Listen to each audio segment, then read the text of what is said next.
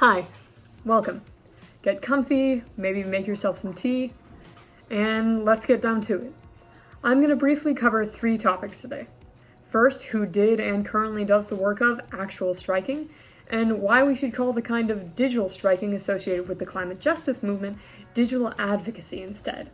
Secondly, who digital advocacy should be for, and lastly, how to do digital advocacy right. So, first of all, striking, the concept itself, has been watered down and whitewashed. The most notable early strikes were by women and people of color whose jobs, if not lives, were at risk. Mary Harris Jones, otherwise known as Mother Jones, led a children's march in 1903 to protest child labor.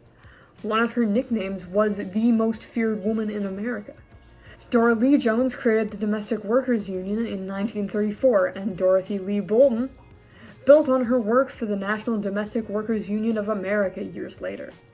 The 1963 March on Washington was led by 6 organizations, including the Congress for Racial Equality and the NAACP. Most labor organizations have been led or supported by immigrants and Black citizens. Currently, the same is still true. Even if you haven't heard their names, you've heard of their work. For example, Chris Smalls has been leading the highly publicized Amazon strikes, and the People's Power movement had him on a panel last week. We're now working with him. He and the other strikers, indeed actual strikers across the board, are facing losing their jobs permanently, a much higher risk of illness with no treatment, a lack of money for food, water, any medications they might need. They're putting themselves at risk. That is what striking is.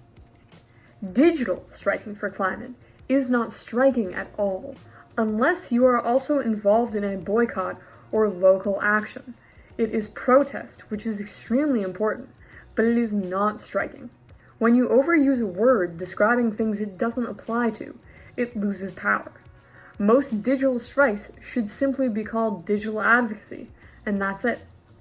But if digital advocacy is that much less effective, why am I willing to defend it at all costs? That brings me to my next question. Who is digital advocacy for?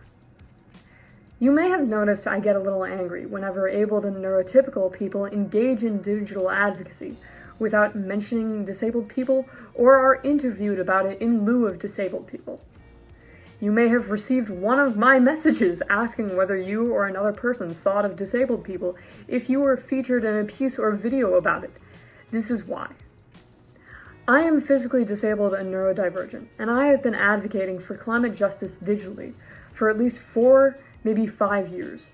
Before I joined One Up Action, even before I joined 0 Hour for a short spell, or made any friends in this movement at all, I was publishing writing detailing how much I cared for the Earth, and how I thought we could take better care of it. I respect digital advocacy, and it makes up for around 70% of my work. And I know it's ineffective. But listen, are any of us really doing enough? We just broke 3 records of carbon dioxide parts per million in the atmosphere, the most recent number being 418.12. That is proof that none of us are doing quite enough. And yet, I wouldn't dare accuse anyone of not caring, especially not disabled climate justice activists who do their work online. Because that is who digital advocacy is for. It is for disabled people. I am begging you to understand this, that we know that it is not the most effective thing in the world, that it is not tangible, that it is not risky, that we are not doing a whole lot.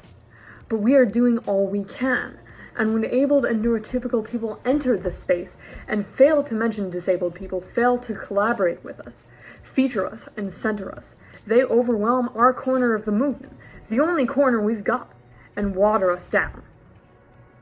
A few days ago, I watched a video on digital activism by a few climate justice activists, including my friends who I love and respect. And one of them, who I didn't know, started their turn by saying that turning to digital activism has made the movement more accessible. That is not true. This part of the movement has always been accessible. We haven't turned to it. We've always been here. But whereas most people will share the tangible physical work they've done on the internet. For disabled people, sharing on the internet is our work. You've turned to it, you've started noticing this type of work, because suddenly, abled and neurotypical people are here due to the coronavirus, filling this space with familiar faces and famous names. You've started paying attention not because you realized it was time to start listening to disabled people, chances are, but because your favorite activists have turned to this line of work because they need to be heard. Even though when the pandemic is over, they will be able to do much, much more. During my 4 or 5 years of writing about the Earth, one person reached out to interview me, but later rescinded their offer. I was able to write one article for a website because a friend had recommended me, and that's it. I know most other disabled activists have been getting around the same amount of attention, and I know this because I haven't heard of more than 2 of them until this month. Meanwhile, the same abled and neurotypical activists who have been getting most of these opportunities will keep getting them, in different forms and variations over and over and over. I'm actually not resentful. It's not just about me, and sometimes this is just how the world is. But please forgive me if I am a little angry. If you want to engage in your work online as an abled neurotypical activist, and especially if you're going public with it, or becoming known for it, here's what I would ask of you. First, for everything you do, for everything of yours that you share something by a disabled or neurodivergent activist alongside it. If you can't do that, if you have a certain brand you need to uphold or rules you need to follow, at least acknowledge disabled people and our pivotal central role in digital advocacy. Second, don't describe your work using words that don't apply. If you aren't striking, don't say that you are. If you are showing support but not doing tangible work yourself, say that. Be honest about your output. Not only is it okay, it is necessary. And that's it for now. I'm gonna give you like a second to take that all in. And now, the others at People's Power Movement, a non-hierarchical organization which I'm now a part of, and who produced this video, would like me to tell you that they have another town hall coming up on Friday the 15th at 7 p.m. Eastern Time / 4 p.m. Pacific Standard Time. Thanks for watching.